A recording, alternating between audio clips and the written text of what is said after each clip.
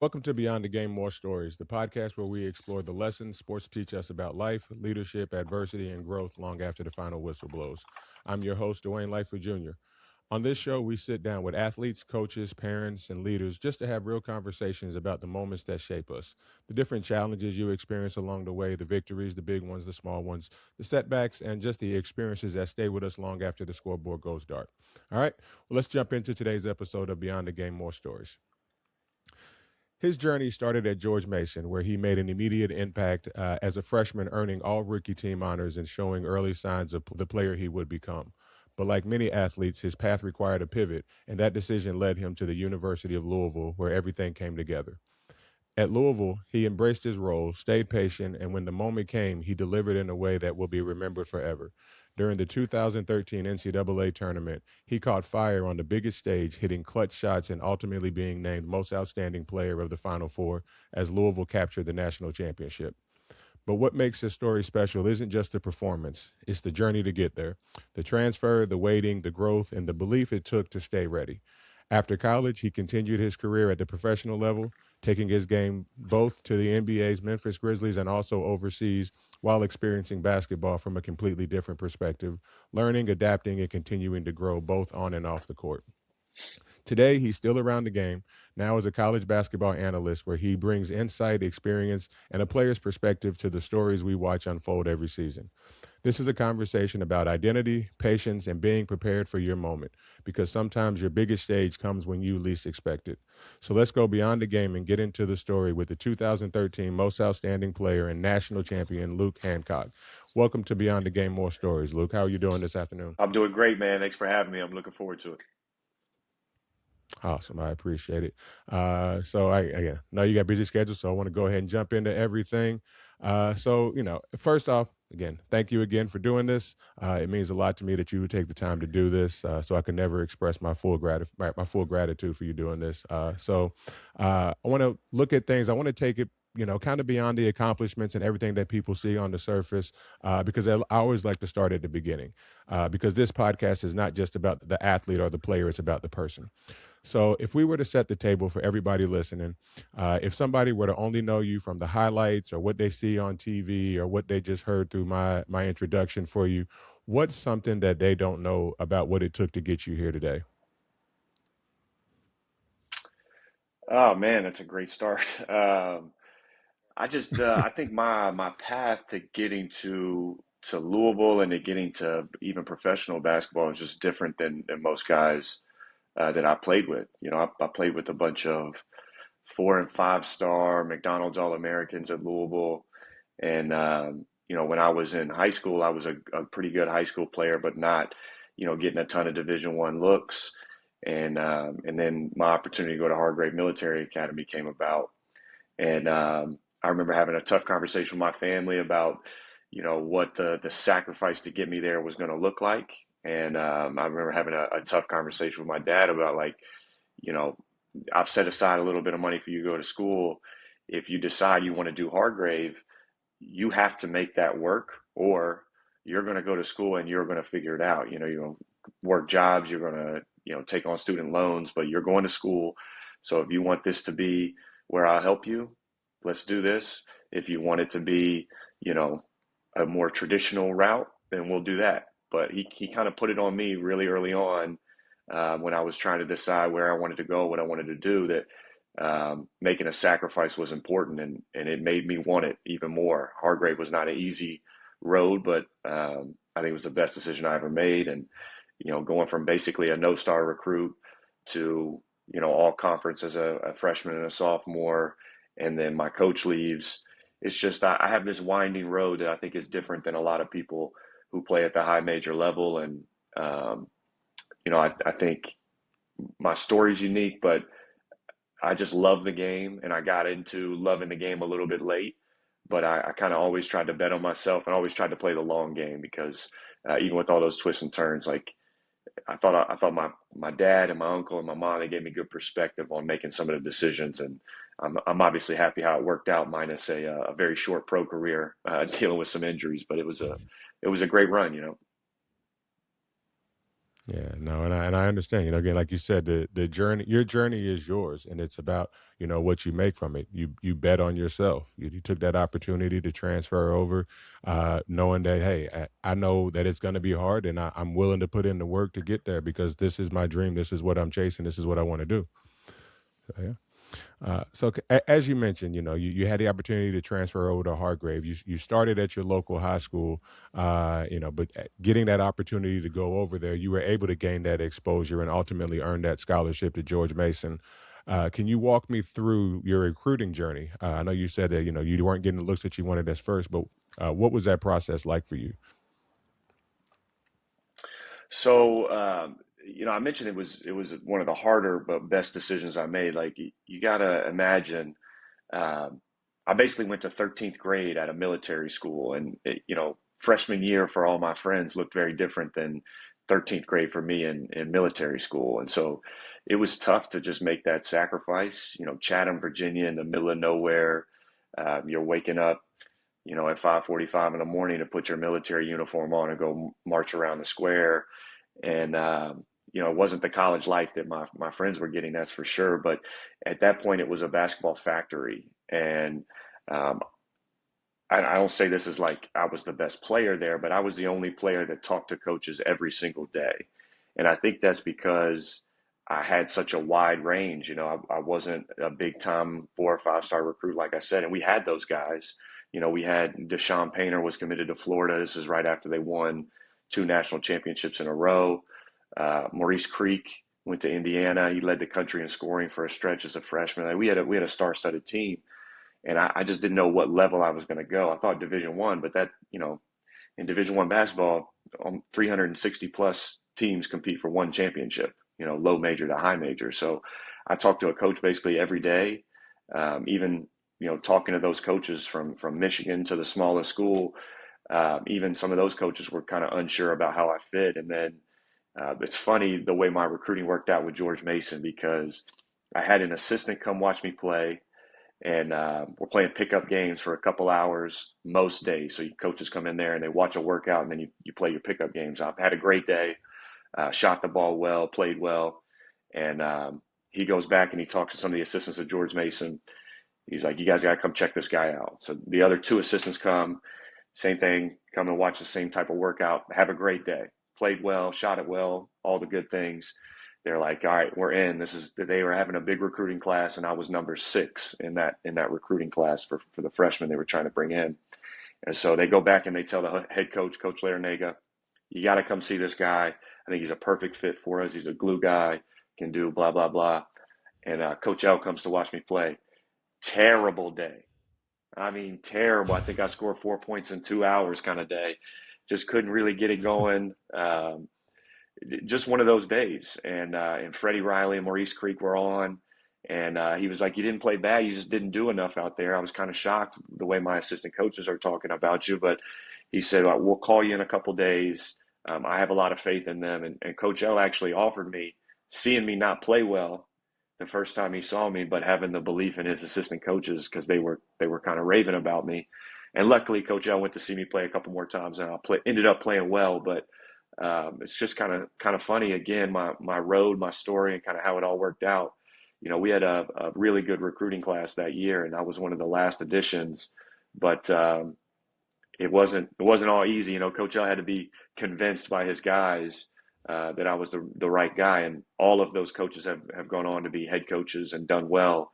But it just shows, Coach L been doing this thing a long time. He'd been a George Mason for a long time. They'd come off the Final Four a few years before, and for him to have that faith in his assistants and that belief, I thought was pretty impressive. But I didn't have a ton of high major looks, but I wanted to find the right fit because I think that's so important. And I know kind of the whole meaning behind this podcast is making sure that people are getting good advice and not just kind of hearing that high level stuff, but you got to find the right fit, and it's probably more important now than ever. I definitely agree with that. Very true because again I went what they call mid major. I saw the game. We played a lot of those high major schools, and there's differences that you have to go to. And like you said, the real thing about this is getting that advice. But again, like I said, it's still you bet on yourself, and you had a coach like Coach Larinaga, which a lot of people may remember him from the Miami time. But like you said, that Final Four that they made at George Mason, upsetting teams like UConn and everything. He knew what he was doing. He understood the game, and he could see that just because you weren't scoring points, he could see the other intangibles that you brought to the game. Like you said, they said you were a glue guy, and the performances that you put on for some of the other coaches is what let them know that, hey, even though he's not going to play perfect every game, he's good. He can do the things that we need him to do, and that's credit to you, your work ethic, your ability, and then also the coaches like Coach Larinaga that look beyond just the ball in the basket. A lot of kids these days their main focus is, how many points do I get? And there's other things that you can find to do to help contribute to your team winning. So I'm glad, you made the route that you did. Being a kid from Louisville, ultimately it brought you to the city. So, like I said, you did say you had that all conference start. But then again, like you said, Coach Larinaga leaves, he goes to Miami, and then here you are faced with this major decision. Transfer portal is not what it is today. So, you didn't have that kind of freedom, but you made the decision to transfer. Had to sit out a year, but how did you mentally prepare yourself to hit that reset button and start over when you had to sit out? Yeah, again, yeah, playing, 13, 14 years ago, I guess now it feels like 100 years ago with how different everything is. And I think there are a lot of pros and cons with how the game has evolved. From my perspective, uh, I didn't think the transfer system was set up well at all. I'm a college kid that had success at George Mason. My coach is under a contract for a few more years, and he gets to leave. He gets to go coach right away. He gets a big pay raise. He's going to the ACC. He's taking all his assistants with him, and I was happy for Coach L. But thinking back to my experience, like the school, George Mason got to restrict me from going several places. I couldn't go anywhere in the conference. I couldn't go anywhere on the schedule the next year, and I couldn't follow Coach Larinaga. And I didn't think those restrictions were right. Um, but then I got to go sit out a year and just figure out what I'm going to do next. And the George Mason was good to me. I had a great experience there. The administration was great. I didn't love those rules that they put on me on my way out, but we had a good relationship. They basically told me, if you had a good situation here at George Mason, which I did, we will ask that you'll let us bring in a new coach and recruit you and just get to know him a little bit before you decide to go check out other places. And they brought in Paul Hewitt, who was at Georgia Tech. And I liked Coach Hewitt, but I didn't feel like it was the best fit, and I needed to at least look around. And so my prep school coach, we just talked about Hargrave, he ends up taking a job at Louisville, Kevin Keats. And it's kind of funny. I was talking to Kevin Keats every day because he knew from Hargrave every college coach in the country. And we're trying to kind of get my list together. And then he goes silent. And I'm nervous. I'm trying to figure out what's next for me and where I'm going to school. And coach is just not talking to me. But what had happened, he had started talking to Louisville and just didn't want to get in trouble with the rules and transferring and tampering and any of that stuff. So he takes the job at Louisville, requests my release, how you had to do it back then, to even be able to talk to me. And he's like, you got to come take a visit. I'm going to bring you up to Coach L, but I know this is all going to work out, or Coach P, excuse me. I know it's all going to work out great, but you got to come take a visit. So I came to Louisville, and everything just kind of fell into place. The Yum Center had just been built, and I'm walking around that place like, man, this is where we're going to play college basketball. This place is unbelievable. And then getting to talk to Coach P, he gave me a line that I'll just never forget about. Basically, he asked me what was my reservations, like what's going to get us across the finish line and get you to come to Louisville. And I basically said, I'm playing a lot of minutes. I'm an all-conference guy, and I want to go somewhere where I'm going to play. I don't want to just try and transfer somewhere just because it's a name or a big arena and not play. And he looked at me right then and said, I'm too far into my career to take a chance on someone that's not going to work out. He said, you're going to be a big part of us winning a championship. I guarantee it. And, I think I slow played a little bit. I gave him the, I'll think about it thing, but I would have signed right there. And I drove back with my dad, and we kind of talked through things, and it was a no-brainer.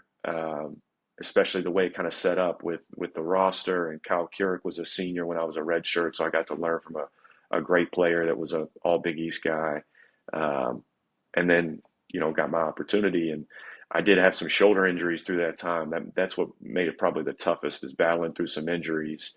And confidence kind of gets a little shot when you're missing some shots. And, the Yum Center is a great place to play, but I used to make shots in the Yum Center and they would go, Luke, and it was awesome.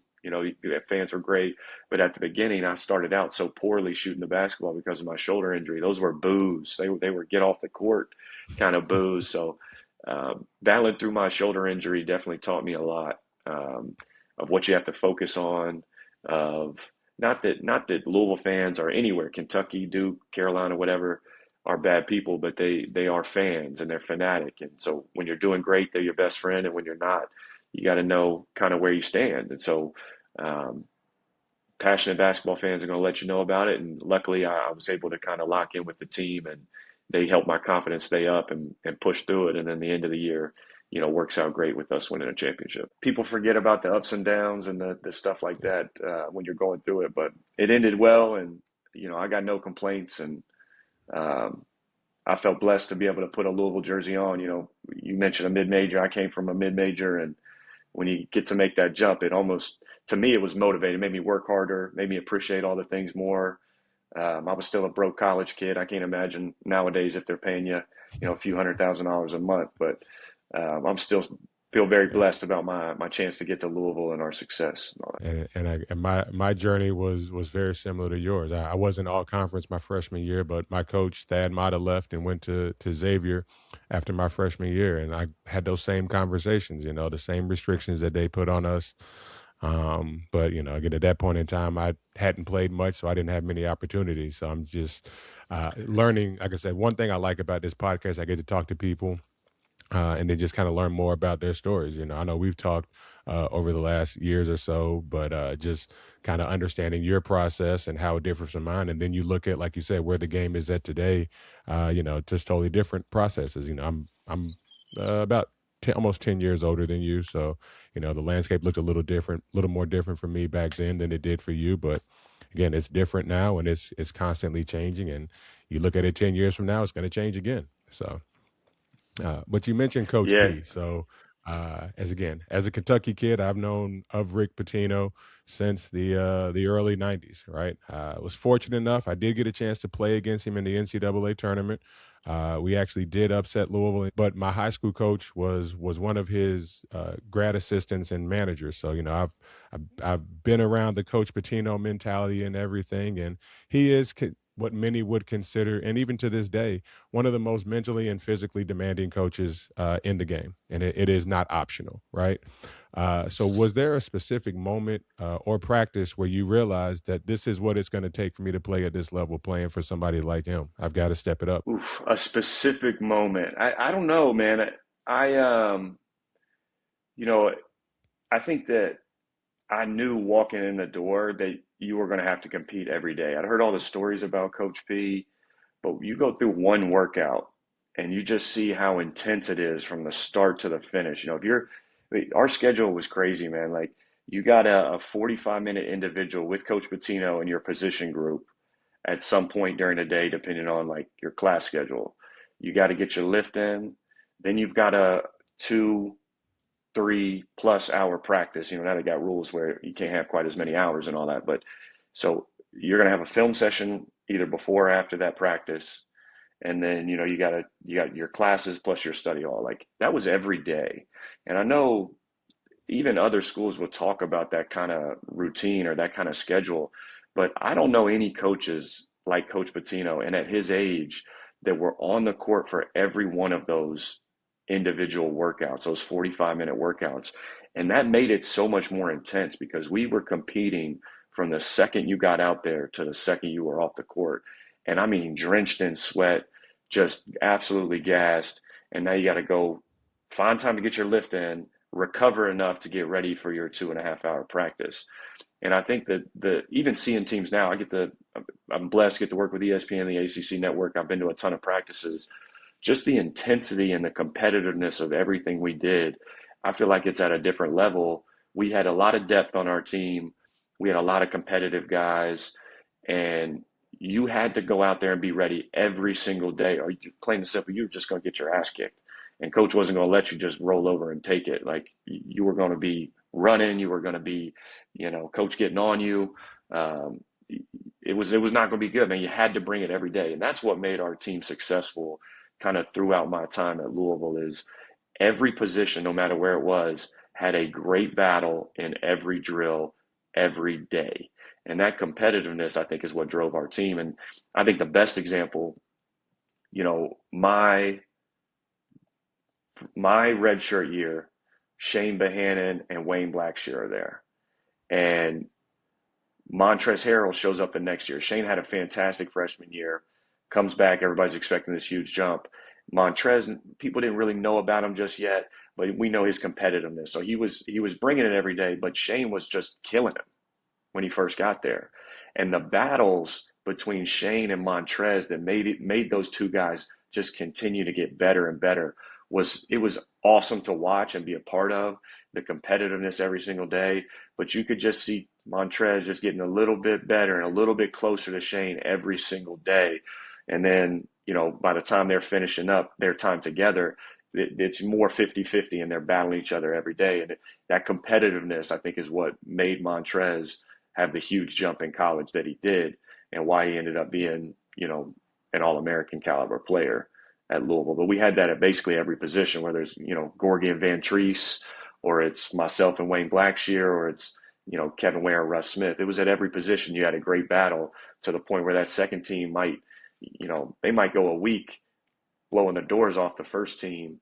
And that didn't discourage anybody. We were a very close group, rooting for everybody, and we just like to compete. And I think that's part of what made us great and why we fit with what coach wanted, because he loved that competitiveness we had. Yeah, and like you said, the depth on that team was just crazy. You didn't even get to mention Peyton and anybody like that. So it was just every position you had two guys. I would say that you guys were the platoon team before the other team down the road tried to pull that mantra out. So, but when you mentioned that, and I'm glad you followed that back up. But when you said Coach P was at y'all's individual workouts, that's something I've never heard of. When we had ours, it was just us and our position coach out there. To know that your head coach is out there too, that, like you said, that just brings a different level of energy that you have to bring to every rep that you're about to get. You feel that pressure every shot you put up. So that's something that I've never heard of. And again, I understand why he's been as successful as he's been, since the 90s. And I know he's still doing that kind of stuff now. He's still out there. Like I said, my high school coach was with him at UK for about 6 years, and he told me stories back then about just how intense he was. And they would even have I don't know if he did it when he was at Louisville, but they would have early morning 5-on-5 games with the managers. And this was in the mid 90s. Patino's out there playing. Him and Billy Donovan are going head to head. So just that level of I don't intensity, know. you combine that with them. I don't know what it was like back then. I would have loved for a coach to have tried to walk out on the court and tried to play a little 5-on-5 with us, because I mean, we'd have been trying to dunk on him. He'd have been getting hit with screens so hard, for all the abuse we had to take. But yeah, your guy probably told you all the stories, man. He's so demanding, but he's also the best. He demands excellence. He demands unbelievable effort, but he's the greatest. I love that Coach Pitino has gotten more exposure lately, like with social media, and I think he's opened up a little bit more, and it's made him so much more endearing. Like you see it lately in the last few years with St. John's, why he's loved by his players, why he's loved by coaches, even though he's incredibly demanding, he's really tough to deal with sometimes. You see why kind of everybody loves Coach P and why he's so great. And um, you know, I think one of the things that also makes him great is how he prepares his coaches to go out and be great head coaches. Whether you're talking, the Billy Donovans of the world or the Kevin Keats of the world, like his coaching tree, I think, is part of what makes him so great. And it's because he's so demanding on everybody from that last manager to his top assistant. And I will tell you, I had that coach on I've recorded with him, and that word preparation from Coach Pitino was something he brought up as well. So it's great to hear the stories that are just kind of overlapping. And again, it's a testament to who he is. So like we said, we talked about you transferred in, and back then you had to sit out a year. So you had that red shirt year. And the stories that I've heard, again, being around the city and just, watching you play, is you showed up in a way every day where you earned the respect of your teammates and your coaches. And what they told me is there was a point where they named you team captain before you even played a game. What did that experience teach you about leadership? Yeah, I'll tell you a story about kind of first getting to Louisville, and I remember, being somewhat nervous to do this, but it's also kind of how I felt I could help the team. Like again, I'm a no-star recruit coming from a mid-major, and I had a lot of confidence in my basketball ability, but we're talking about guys that are going to be lottery picks in the NBA draft, that like Gorgie Jang, that are the guys that I'm talking to when this happens. We have a 6 a.m. workout, so we're supposed to be dressed and ready at 5:45, and we're going to stretch out for a little bit, kind of get ourselves going. Then at 6, our workout starts. And this is my first day being on the court with some of these guys. I'd met them, or basically you're shaking hands with people because of this process just being so fast. And I had been there for some summer classes, but not everybody was there. So anyway, this is our first time organized workout on the court, and a couple guys show up a few minutes late. And I'm not talking, we're supposed to be there at 5:45 and they're there at 6:30. They might have been there at 5:52 and we were supposed to be there at 5:45. But it's early in the morning. I'm excited. It's first day jitters. These veterans are like, man, we're doing conditioning at 5:45. They're kind of dragging, and I huddle everybody up right there that first day. And Gorgie and Kyle Keurig were two of the guys that were late, all conference Big East guys. Kyle was, Gorgie was about to be, and I just had a conversation with him and said, "Listen, I came here to compete for championships. You guys are here to compete for championships. We have to start doing all the things that are going to make us a championship team." And I said, if we're supposed to be here at 5:45, and Coach G is here, and Fred Heena's here, we got to be here ready to go when these people that are here to help us are here and ready to go. We're not going to be late again, whether it's conditioning, weight room, practice. We're going to start functioning like a championship team. We're going to do it right now. And luckily, Kyle Keurig, all conference, he could have just like, who is this dude, and kind of pushed me off. But I got some buy-in with the guys. Nobody told me to get lost or anything. We huddle it up, break from our huddle. And then it became, you have to show these guys that you're not all talk. So get there early, stay late, put the work in. That was my motto right from the jump. And I think I earned the respect pretty early on because they saw my work ethic, my competitiveness, and then I wanted to win more than anything else. That was always priority 1, 2, and 3. I don't care how many points I scored. I don't care who scored them. It just didn't matter. I wanted to win more than anything else. And I think those guys respected that really early on. And I think that's why I got named captain, for my 3 years while I was at U of L. And it probably sounds better than it is to be named a captain before I played a game. But just the kind of makeup of our team, the fact that, Peyton was like that was the captain, man. He was the Energizer Bunny. He was the same professional every day. I was probably a little bit more vocal. Didn't have a problem getting on people or confrontation or anything. So we were a great little kind of yin and yang with our leadership styles there between Peyton and I. Yeah, that's one thing a lot of people have to understand. You mentioned earlier like the schedule that you kept, but like the time management portion of being a student athlete. And when they tell you, practice starts at 6 a.m., that doesn't mean get there. That doesn't mean you're walking on the court at 6 a.m. That means the ball's bouncing at 6 a.m. We had something that was they called it DTR, dressed, taped, and ready. So that when Yep. coach walks out, we're ready to go. You've got to already be stretched out and everything. And, that's, and I work out with, I help coach at a high school, and I do some AAU work around here in Florida. And, I see that you got kids walking into practice 10 minutes late and all of that. You can't do that. Because again, we're training you for real life, right? Whether you're able to go to the professional levels or wherever, if you got a job, you got to be at work on time. You got to be there in front of your computer or at that job site or whatever before. And that's what a lot of people don't really understand. And that's one thing I try to preach to everybody that I work with. So, and I'm glad to see that I is would a tell you, message that you were confident enough to. yeah, man, I think that's perfect. It's such a great example for young players because I'll tell you, you mentioned, when real life kicks on and you got to go to a job, you can't just show up 15 minutes late. But like you tell all these players, you're only going to do that one time with Rick Pitino. You're only going to do that one time with Bill Self. And they're going to light you up that one time. It's not going to be fun. And if you do that again, they're just going to kick you out. I mean, like they don't have time to mess with that kind of stuff. And you're trying again to chase championships and you're chasing excellence. And if you're letting little things like that get in the way, like you're walking out with your shoes not tied and you're half asleep, you still got stuff in your eyes, and like I'm not saying we were perfect, but that I like your dress taped and ready. We were the same way, man.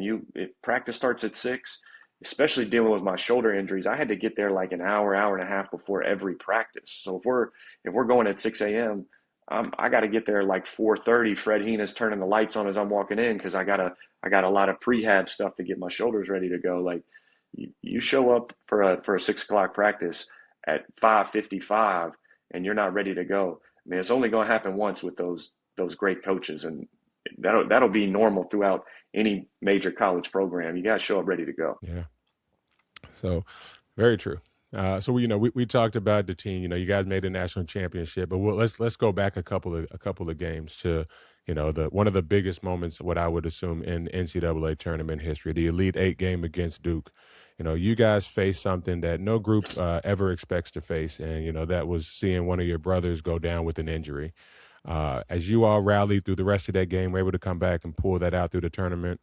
And then just kind of, when Kevin Ware was on the sideline, you would see him with his crutches and everything. And I would see during the starting five, everybody would go over there and dap him up and shake his hand. And, you all just kind of use that as y'all's motivation. And I believe y'all had shirts that said maybe it's like "Do it for Kevin" or somewhere around there. I remember something like that. But what did that experience teach you about the meaning of teamwork? Yeah, win for wear became our motto, and I remember it so vividly, man. It happened like 5, 10 feet in front of me. I was in foul trouble, so I was sitting on the bench. It was one of those elevated courts, so it's literally like Hmm. chest high from where the bench was. Happens right in front of our bench, and dealing with my injuries. One of the things that people talk about is that I kind of went out there right away. And the reason was my experience with my shoulder injury. When I blew my shoulder out, my shoulder popped out of place. It stayed out of place. I was wearing, a basketball jersey. And so I remember people's faces when it happened to me. And it was just a look of like almost disgust or like, oh my goodness, I can't believe, his shoulder looks like that. It's not supposed to be there. It's supposed to be, in its socket. And so immediately when I see Kevin go down and I see his facial expression, you see what's going on, I just wanted to get out there as quick as I could to let him see a face of calm and comfort and just tell him it's going to be all right. So I jump up and run out there. It was only a few steps. I didn't run far, but kind of get right in his face and just start talking to him, telling me he's going to be fine. And we ended up saying a prayer. And I'll tell you this, man, I've never had a moment like that in my life where, the guy's bones are sticking out of his leg. And we finish a prayer together and we both say amen. I'm looking at him, face to face, but looking in his eyes, just trying to tell him it's going to be all right. And it's like a light switch, man. Everything changed. And he stopped worrying about what was going on with his leg and just starts, hey, get the guys over here. Y'all don't worry about me. Just win the game. And I just thought that I'll never forget it. It was such an impactful moment for me. The power of prayer and Kevin, man, just his will there was unbelievable. This happened towards the end of the first half. We had maybe a couple minutes left, and it was such a weird feeling in that first half of like they didn't want to score on us, we didn't want to score on them. It was like let's just get to halftime. And when we went in for halftime, it was emotional. Um, we were kind of all shell shocked, really. And Coach Patino, I could tell you a few of these moments through my time playing for him. But it was one of those moments where he really got our group together, galvanized us, and got us focused. Like, we're going to win this game for Kevin Ware. Let's send him back to Atlanta. He was from that area. So let's send Kevin home. And I think we might have been down 2 at halftime, and we ended up winning the game by 20 and kind of blew them out in the second half against a really good Duke team. And, it's just one of those experiences, like, crazy how it all played out, how it happened.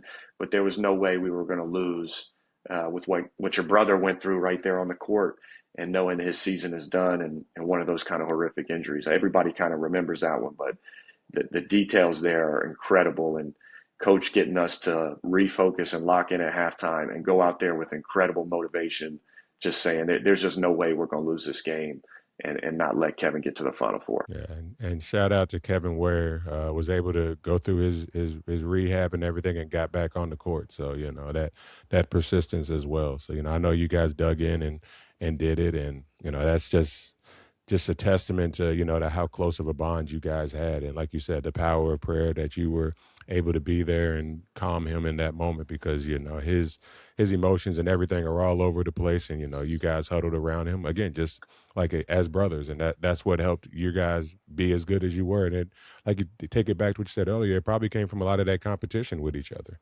And ultimately, like you said, you didn't care about how many points you wanted to win. All of you guys just wanted to win, and that was what mattered the most to y'all. So,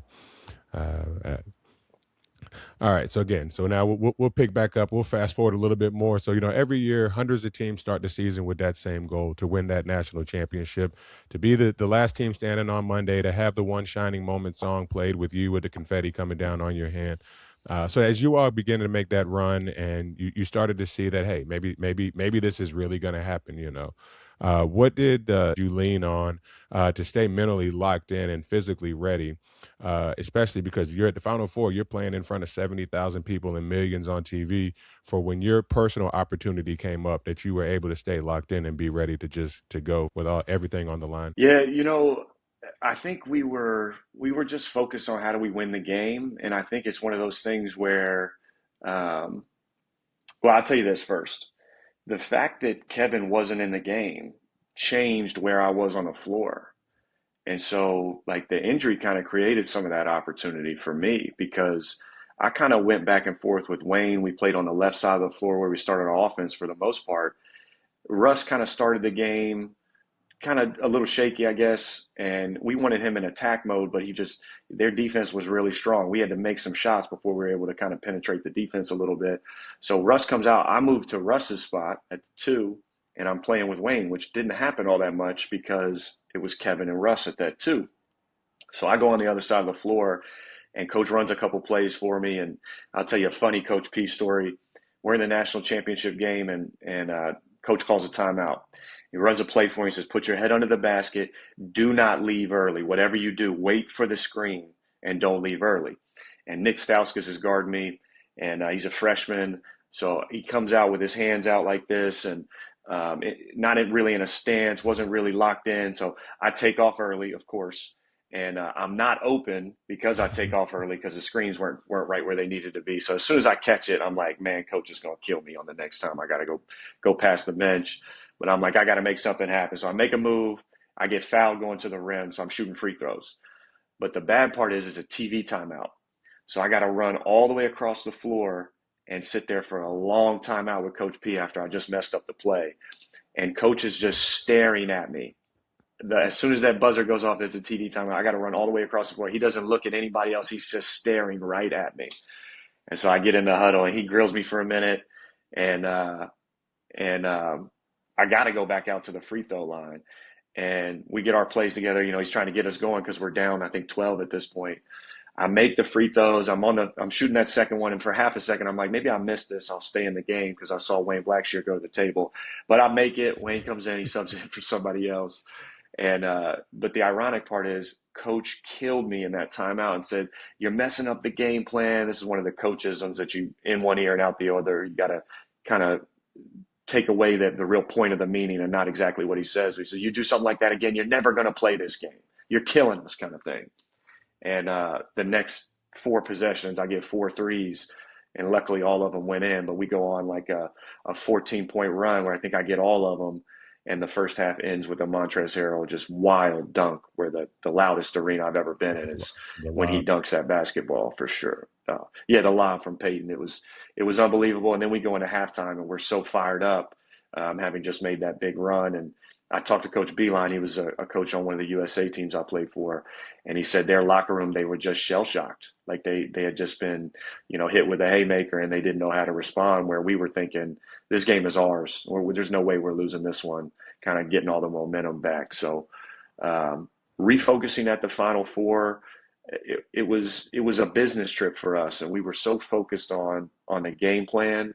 Both those teams, Wichita State and Michigan, were unbelievable. If you go back and look at the roster with Wichita State, like they're bringing Fred VanVleet, who's been an absolute stud in the NBA. They're bringing him deep off the bench. That just shows you how many dudes they had. And same thing with Michigan, like a guy like Karis LeVert, who's made like $100 million in the NBA, was coming deep off the bench for Michigan. They had pros all over the place with Trey Burke, Tim Hardaway Jr., Nick Stauskas, Glenn Robinson, kind of continuing down the list. So both those games were unbelievable. I had to come from behind in both of them.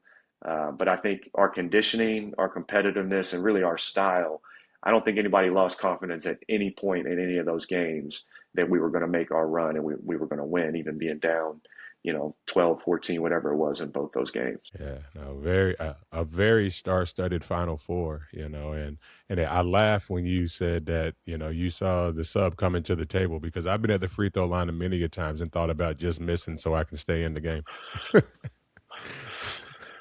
Every hooper knows that when the sub comes up there, that's you got to at least think about it. But nah, I wasn't thinking miss. I was whatever we got to do to help. And if Wayne was coming in for me, we were all celebrated each other's victories, and I think that is kind of unique. It's probably tougher to do in today's age because you're with the money that's being thrown around and everything. But just our togetherness, man. I think that's really what delivered for us in the Final Four. Yeah. So again, playing career, you ended up, having some runs with the Grizzlies. I know you ended up going overseas for a little while, but after your playing career, you transitioned into a college basketball analyst role. So you, like you said, you get to go to practices nowadays. So you're seeing today's evolving landscape up close. You're talking with people who are trying to navigate it. What do you think a high school athlete needs to understand about trying to navigate today's landscape as they try to make this their route? Oh man, we need another couple hours on the pod for this.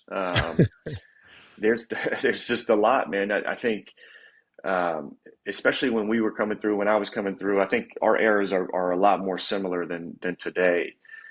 But now more than ever, like you have to find the right fit. And I would tell every young player, whether you're getting a little bit more money here, or like money is important, and the dollars that we're talking about, especially with the big time recruits, it's life changing money at this point. But if you're somebody that's trying to go to the biggest school or the biggest name, and you don't have a great opportunity to play, or the style doesn't necessarily fit for you, you're going to cost yourself dollars in the long run for sure. You have to go to the right fit. And it might make sense now more than ever to take a little bit less of an opportunity. You can transfer every year if you want to.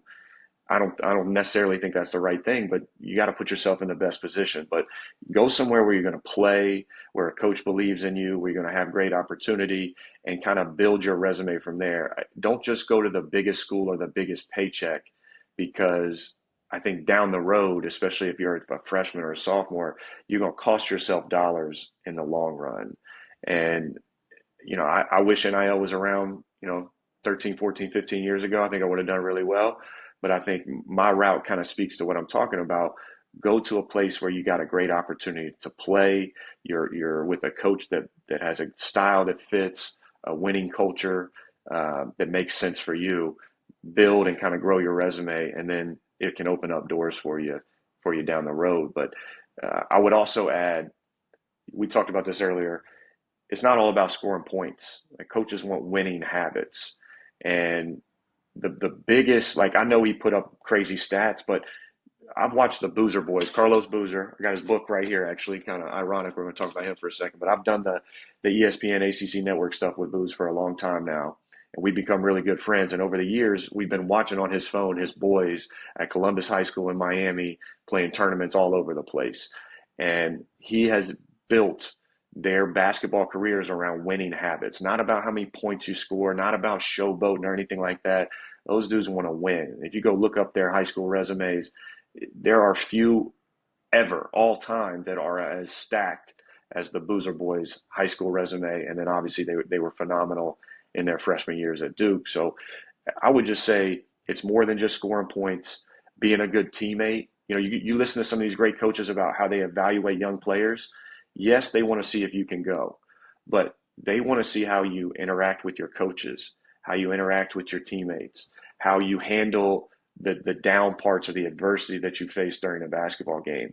And that's like the first things they talk about. Like, yeah, they want to know if you're athletic enough, if you're positional size, whatever. You got to check a few boxes, but you're just not going to make it if you don't show some of those intangibles, that you can be coached, that you're a good teammate, that you can handle adversity, because there are so many ups and downs in college basketball through a season. You got to find high character guys, and coaches are realizing that more and more. It's not just about the stats. You gotta be able to bring a team together. Yeah. And you mentioned, you working with Carlos Boozer on the ACC Network. And I don't know if you remember this, you think back, I'm a North Carolina fan. Also on there with you guys is Joel Berry. And I don't know if you remember the national championship game. You came over to my house and we watched. It just happened to be the North Carolina, unfortunately, Villanova game. That's and I right, actually, Jenkins. yeah, again, a lifelong Carolina fan. My whole family's from there. I actually got to go to Chapel Hill for the first time about 3 weeks ago. I had never been, and that was my first time actually going on campus. But so that group you guys have over there at the ACC Network, you guys just bring all kinds of insight and knowledge, and I enjoy watching you guys on there. But again, I watching Joel on there with you, and I'm like, man, Luke was sitting next to me watching Joel lose that game, and now you're sitting next to Joel. So, but all righty, Wild, man. Wild full circle moment. it is. Uh, so again, I wanted to get into just, I said, a lot of just kind of picking your brain and everything, but I do want to pick it up a little bit here. So I want to kind of hit you with a couple of quick hitters, a couple of this or that, or tell me, the first thing that comes to mind. Again, no wrong answer. Just go with your gut feeling. The only thing I say is if I give you two options to pick one, you just can't choose both. All right. All right. I'll do my best. All righty. All righty. The U of L Yum Center crowd or the NCAA tournament atmosphere? I'm gonna go NCAA tournament. Every round you go, it magnifies in such a big way, and there's nothing like the Final Four. Do you find it more helpful watching film on yourself or your opponents? That's a good question right there. I'm gonna say opponents. I like the teams that kind of focus on their strengths, and like Tommy Lloyd in Arizona is one of them. Like they're not going to change their style. I know they got beat up by Michigan in the Final Four, but what an unbelievable year. They're probably going to focus more on themselves, but I think you can take away so many tendencies watching your opponent and locking in on how do you take away what they do best.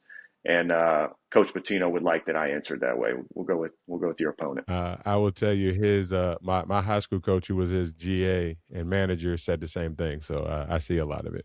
All right, take out Coach Pitino staring at you on the free throw line. Do you want a silent crowd or do you want the crowd going crazy? I want the noise. I want the noise, especially if you're on the road and you got a chance to quiet all them people up. I want the noise. I want it crazy. I want to be able to shut them all up, and that's part of the competitiveness, man. I want it loud and crazy, and also like if it's dead silent, you're always kind of waiting for like that jolt or that one person to scream out there. I would rather have like constant craziness and be thinking about that moment for sure. Yeah. So, like you said, you were known as a shooter. So to become the shooter that you were, for those kids who want to understand, what it takes to play at that level and to have that skill, how many shots a day were you taking? Man, this is a great question, especially for me. If you go back and you were to look at my career stats from high school, Hargrave, George Mason, and Louisville, you would see that early on in my career, a lot of people won't believe this, but all I wanted to do was get to the rim and try and dunk when I was in high school and when I was at Hargrave. I was pretty good in the pick and roll, pretty good positional size, being 6'6", but I wanted to get to the rim, and I didn't shoot it very much at all. And you look at I think I made more threes as a junior at Louisville than I shot as a freshman and a sophomore at George Mason. I would shoot one or two a game, and if I miss those, like, I'm done. I'm just going to keep getting to the rim. And where my kind of thought process changed and what forced me to really focus on shooting was my injury, because I blew out my right shoulder. I tore my rotator cuff and my labrum and basically everything. I got 5 scars on my shoulder from my surgeries, and it made me go back in the gym and kind of reset what a textbook jumper should look like. And then JJ Redick is from my hometown, and I saw his workouts. He had just kind of gotten going in the NBA, not just got to the NBA, but really started to take off. And he had this like 40-minute shooting workout that he did almost every day. And it was so disciplined with the number of shots, where they were coming from, his intensity. And he put a plan together that made him confident in shooting the basketball, no matter where it was. And that's what I would tell young people. If you want to shoot the basketball at a better clip, you need to have a disciplined approach to how you get there. You got to be able to have a repeatable jump shot. So you got to have some fundamentals there. Your release can't be all over the place. You can't be shooting it with 2 hands. But even if you got an ugly jumper that's repeatable and you work on it, you're going to be able to make shots. So if you do 30 minutes a day as a young player of hard work, disciplined shooting, different spots, different footwork, maybe some off the bounce, maybe some running into shots, you got somebody feeding you passes, and you lock in, I'm going to be great for this 30 or 40-minute workout every day, you will get better. And I wish I could have it like on tape to show you the way JJ would go through his workout. But it was, and I've heard him talk about it on podcasts. I can't remember the number, but he's like, I would make 246 shots every day. And they're like, why 246? Well, it's easy math. You do 7 spots from these 20 spots, plus you do free throws, plus you do these threes, and you end with this drill. Bam. And he was that maniacal with how he kind of put his workout together. And so I took a lot away from that and said, I'm going to put a plan together that's going to force me to get confident in shooting the basketball, because confidence comes from preparation. And if you prepare the right way with your workout, you're disciplined, you're focused, you're stepping into every shot at game speed, you're going to get better shooting the basketball. And I think people kind of go into the gym and they want to shoot on the gun and they want to shoot free throws, or they just want to dribble around and shoot. That's not a focused, disciplined, high level 40-minute workout, or however long it is. It really doesn't matter. But I like that his was short. It was incredibly high intensity, and it was very focused. And that's one of the things I took away and kind of incorporated into my deal. Once I got my full range of motion shooting the basketball, I had this disciplined plan of, this is how I'm going to get better every day. Yeah. And it's not a competition, but I've torn both of my rotator cuffs in the last 6 years. I've got 6 holes on this side and 4 on this side. So I know exactly what you went through. All righty. And so now, again, like I said, you have gone over to the broadcasting side around now. When you're preparing for your broadcast, is that more or less preparation needed for a game as a broadcaster or a player? I think it's just different. My preparation has changed even through the years. So I just finished year 7, and in my first years, there might be 2 or 3 new players that I got to learn from each team. And now I'm lucky if there are 2 or 3 holdovers from each team with this transfer portal and how quickly guys are moving schools. And we've had a lot of coaching turnover. When I started in the ACC, you got Leonard Hamilton and Jim Larinaga and Jim Boeheim, Roy Williams, Coach K, Mike Bray. You kind of keep going down this list, and it's guys that have been there forever. So their styles aren't really changing all that much. And so now, we had 4 new coaches last year, some of them first-time head coaches. You kind of got to learn on the fly, and you got to build relationships with those guys. And luckily, the coaches have been really good to us. and helping us build the relationship and kind of teeing some things up. But early on, you just got to lock in on game film. You got to lock in on individual players, where they've been, their styles, not just knowing, this guy had 9 points a game, but where do those points come from? How much film can you watch on all these guys? And then once season starts, once the games really get going, you just got to be really locked in. It becomes easier once conference play starts and you got, ACC on ACC. And you're really starting to get a better picture. But it's fun for me, man. We're basketball guys. I enjoy it. So having to lock in and watch these games intently, that's probably the biggest difference. Is it's not, sitting on the couch and just ordering a pizza and chilling out anymore. I'm usually taking some notes on style. Who are the key pieces here, offensively and defensively? What are kind of the foundational principles that the team wants to incorporate into their game plan, and just being a little more disciplined with how I watch. But I watch a lot of hoops. My wife knows when basketball season's on, we're going to watch a lot of basketball. So I try and give her all the freedom when it's not basketball season, and we're going to watch whatever you want to watch. So that's kind of how it goes. Yeah. All right. Yep. I get it. All right. So I appreciate you doing that. Like I said, I wanted to just kind of pick your brain really quick, but as I told you, this project that I'm working on, I'm just trying to get those lessons out to people. My motto is, we believe everybody has a story that somebody needs to hear. So through doing this, I've been able to work with some great partnerships. And today's episode is proudly sponsored by Better Everyday Foundation. The Better Everyday Foundation exists to provide direct, tangible support to individuals who have been diagnosed with blood cancer, a moment that can be one of the most difficult and uncertain times in a person's life. Through their work, the foundation provides thoughtfully prepared care packages filled with items designed to support patients during treatment. These packages offer comfort, encouragement, and a simple but powerful reminder that no one has to face this journey alone. At its core, the mission of the Better Everyday Foundation is both simple and powerful. Meet people where they are and remind them that support, compassion, and hope are always within reach. By focusing on meaningful acts of care during the earliest stages of cancer diagnosis, the foundation is helping bring light to individuals and families when they need it the most.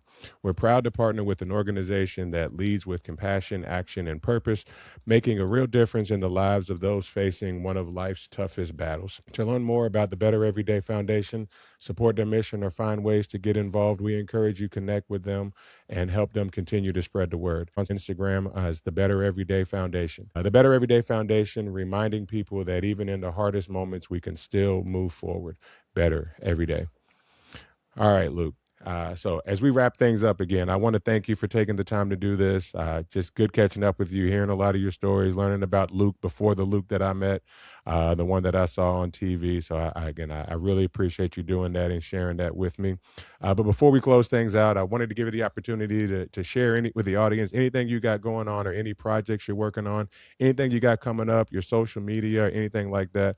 Wanted to give you the opportunity to just kind of, take the floor. Man, I appreciate you getting me on here. During basketball season, it's kind of full go. So once we got a chance to kind of settle down afterwards, I'm glad we got a chance to do this, and love just the overall message of Beyond the Game. I think more and more of these podcasts kind of helping young people and young people's families. Right? It's a whole process with the decision making, where young athletes, sometimes you get distracted by the shiny object, and so I've always made my decisions trying to play the long game and focus on what's going to be best, years down the road. So love what you're doing. From my perspective, I'm locked in again next year with the ACC Network and with ESPN, and I know you'll put this out on some of the social media stuff. So give me a follow. All the basketball content. You might not like all of it.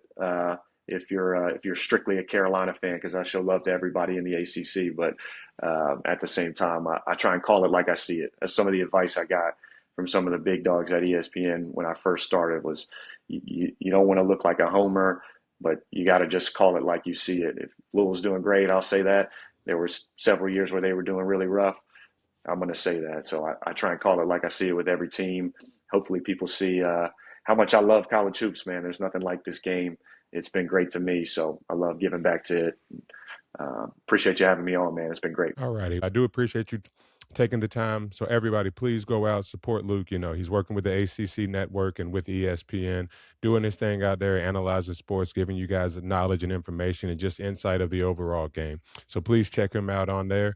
Again, today, we appreciate all the audience for taking time to share just a few minutes with us, learning a little bit about some of our stories as we went through this, and just ultimately about Luke Hancock and everything that he was able to do and his journey. For everyone out there listening and watching, I thank you for spending a little bit of your day with us on here on Beyond the Game More Stories. If Luke's story touched your heart and you felt like you know somebody who needs to hear it, I ask that you please forward it over to them. Let them get some of these great nuggets as well. Or if you just know somebody who happens to like storytelling, sports, or podcasts, send it to them as well. Again, we're trying to grow this thing, trying to get the message to as many people as we can. In the meantime, please go ahead, like and subscribe us. We're everywhere that they deliver content. We're on Amazon, YouTube, Spotify, Apple Podcasts, Instagram, Facebook. We're everywhere that you guys can receive content from us.